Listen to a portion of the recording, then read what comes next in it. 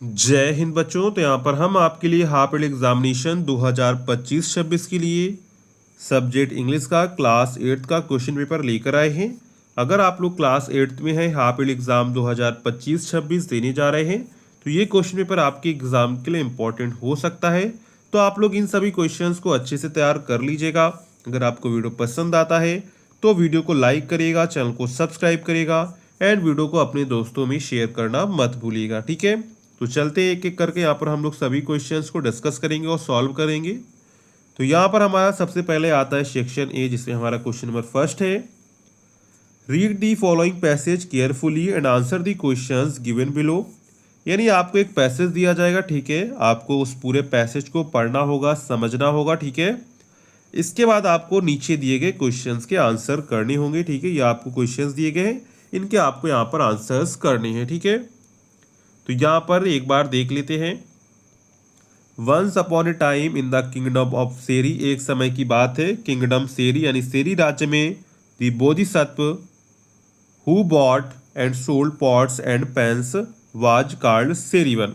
यानी बोधिसत्व एक लोग थे जो क्या करते थे, बर्तनों और पेंस को बेचते थे और उन्हें सेरीवन कहा जाता था। In the company of another seller of pots and pans a greedy fellow he crossed the river Telivastra and entered the city of Andhpura, dividing the streets between the two of them. They set about selling their pots and pans, each in the streets of his own district. यानी वो क्या करते, इन the company of another seller of the ports and paints A greedy fellow. यानी उनके साथ में क्या होता है, दो लोग जाते हैं, नदी को क्रॉस करते हैं, टेलीवस्त्रा नदी को। इसके बाद जो है आंध्रपुरा जो है शहर में इंटर करते हैं। इसके बाद वो क्या करते हैं, दो गलियों में डिवाइड हो जाते हैं और अपने जो है पॉट्स एंड बर्तन को बेचने लगते हैं। अब यहाँ पर हम लोग क्या करना है, क्वेश्चंस के आंसर करने हैं, ठीक है। तो आप लोग सबसे पहले क्या करेंगे, सबसे पहले आप लोग एक जो है एक कॉपी को लेकर बैठ जाएंगे, आंसर्स को हम बोलेंगे, उसको आप लोग कॉपी में नोट कर लेंगे, ठीक है। यहाँ पर क्वेश्चन नंबर ए आपका है, what did the Bodhisattva do in the kingdom of Seri. तो इसका आंसर आप लोग नोट कर लीजिए। दी बोधिसत्व, स्पेलिंग आपको यहाँ पर बोधिसत्व की दिख जाएगी। दी बोधिसत्व नेम्ड सेरीवन, सेरीवन यहाँ पर आपको दिख जाएगा, ठीक है। सेरीवन इस बार स्पेलिंग हम लिख देते हैं। The Bodhisattva named Serivan bought and sold pots and pans in the kingdom of Seri, ठीक है। इसके बाद इसी में आपका बी है, who crossed the river Telivastra. तो इसका आंसर क्या होगा, Serivan the Bodhisattva and his companion, उसका साथी, a greedy fellow who also sold pots and pans crossed the river Telivastra. यानी बोधिसत्व और उसका एक साथी जो उसका ग्रीडी फेलो था, दोनों क्या करते, दोनों बर्तन बेचते थे, इसलिए दोनों ने साथ में मिलकर क्या किया, तेलीवस्त्रा नदी को पार किया। Who was the companion of सेरीवन। तो सेरीवन्स companion was another seller of pots and pans, a greedy fellow, ठीक है। तो इसका आंसर क्या होगा, Serivon's companion was another seller of pots and pans, a greedy fellow।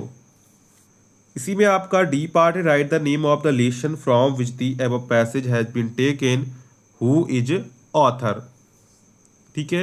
यहाँ पर आपको ऑथर का नाम बताना है और जो है ये किस लेसन से लिया गया उसका आपको नाम बताना है। तो ये हम आपके ऊपर छोड़ रहे हैं, आप लोग इसका आंसर कमेंट करके बताएंगे, ठीक है। जिसका आंसर सबसे पहले आ जाएगा उसी का आंसर हम कमेंट में पिन कर देंगे।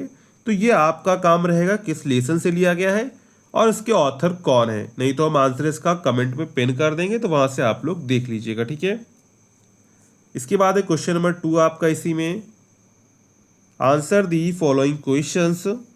Y were Guru Nanak and Mardana force to spend the night in the open. तो इसका आंसर क्या होगा, Guru Nanak and Mardana were forced to spend the night in the open because the people of the village they visited did not allow them stay inside the village.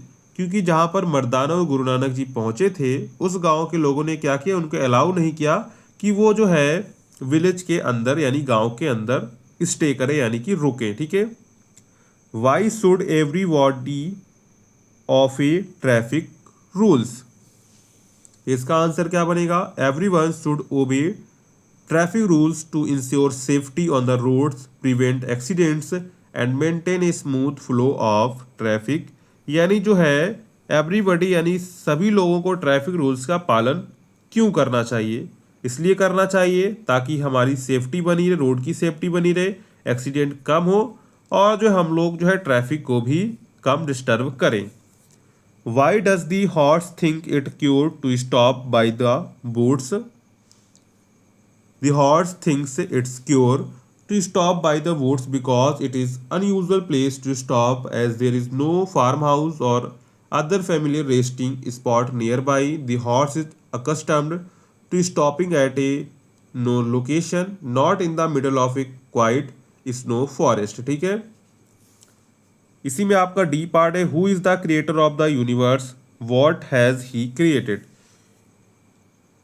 इसका answer बिल्कुल simple है। According to many religious and philosophical belief, God is the creator of the universe.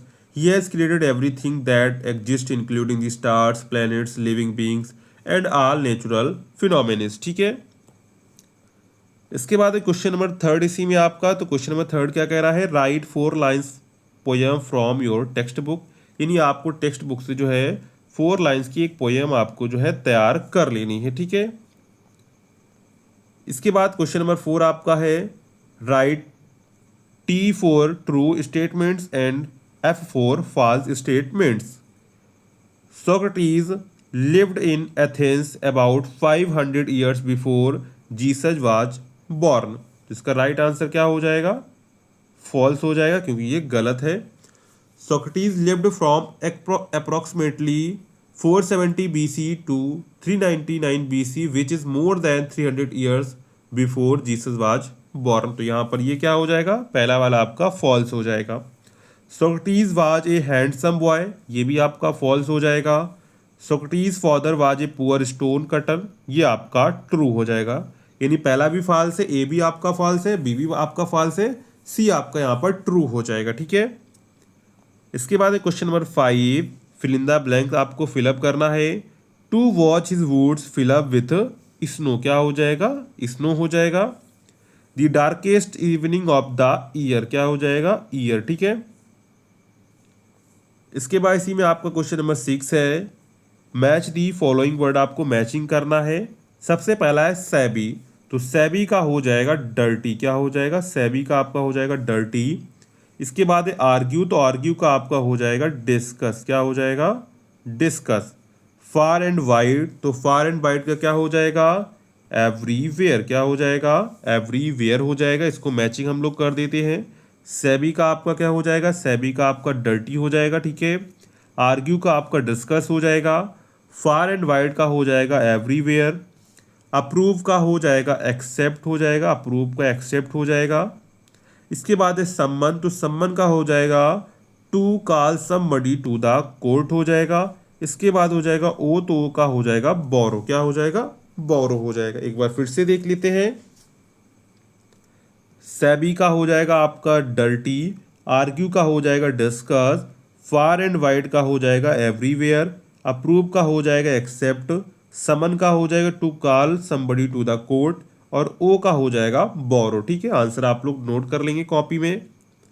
इसके बाद है section B, आपका grammar का portion है। ठीक है, इसको आप लोग अच्छे से देखेंगे।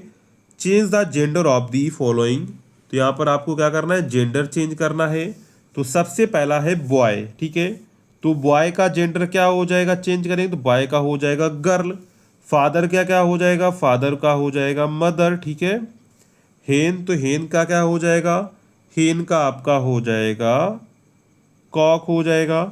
बिच है तो बिच का आपका डॉग हो जाएगा। ठीक है, बॉय का आपका गर्ल हो जाएगा, फादर का मदर हो जाएगा, हेन का कॉक हो जाएगा और बिच का आपका डॉग हो जाएगा। ठीक है, हमको जेंडर चेंज करना था। ठीक है, इसके बाद है क्वेश्चन नंबर 8, इसी में आपका change the number of the following, wife, chair, teeth, horse. इसको क्या करना है? आपको जो है सिंगुलर में दिया गया है, इसको आपको प्लूरल में बदलना है। ठीक है, तो वाइफ का प्लूरल क्या होगा? वाइफ का प्लूरल होगा वाइफ्स। ठीक है, WIVES। चेयर का प्लूरल क्या होगा? चेयर का प्लूरल आपका होगा चेयर्स, क्या होगा? चेयर्स होगा। टीथ का आपका प्लूरल क्या होगा, टीथ का आपका जो जेंडर चेंज करेंगे तो आपका हो जाएगा टूथ, ठीक है। इसके बाद है हॉर्स, तो हॉर्स का हो जाएगा जेंडर आपको चेंज करना है, नंबर चेंज करना है, तो इसका हो जाएगा आपका हॉर्सेस, क्या हो जाएगा, हॉर्सेस हो जाएगा। नंबर का मतलब अगर सिंगुलर दिया गया तो प्लूरल में बदलना है, प्लूरल दिया गया तो आपको सिंगुलर में बदलना है। तो यहाँ पर वाइफ का प्लूरल हो जाएगा वाइफ्स, चेयर का प्लूरल हो जाएगा चेयर्स, टीथ का हो जाएगा टूथ और हॉर्स का हो जाएगा हॉर्सेस, ठीक है। इसके बाद है question number 9, right the definition of the verb with to example में आपको डिफिनीशन देनी है, तो डिफिनीशन आप लोग नोट कर लीजिए। A verb is a word, क्या हो जाएगा, a verb is a word that